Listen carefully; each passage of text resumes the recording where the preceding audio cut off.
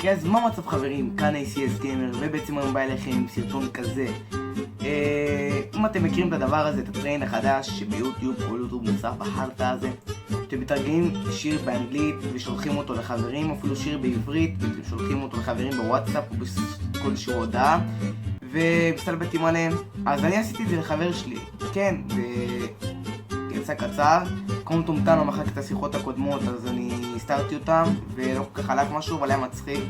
אז שמתי את השיר החדש של בן תבורי וסטטיק, סתם, שיצא אתמול.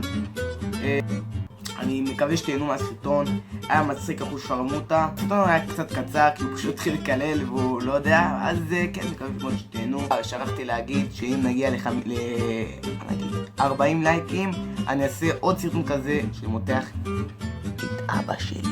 אז יאללה בוא. את לא חייבת לי כלום. מה? מה? אני מחייכן מופתע. הכל היה סתם? תגיד לי, על מה אתה מדבר? יש רק ציפייה בלי עניין, קניתי לך שעון, אולי תתני לי זמן. מה? ולא הייתה לי שום צורה טובה יותר להתקרב. טוב, נו מה אתה דפקט? מה אתה אומר? אז בטח את אומרת שהכל היה וזה לא אבל מה אתה פאקינג מדבר? זה פוגע, אבל אני יודע שאף חבר שלי לא מתגעגע. טוב, ילד, תקשיב, אם אתה לא עוזב את הטלפון שלי, לא נזיין אותך מכות. יא בן זונה, מה אתה עושים בטלפון שלי? אלייך עולה כל מה שהיה, וזה מה שמראה לי את חומרת הבעיה. אל תאמרי לי שאת עוד אוהבת, כי את לא.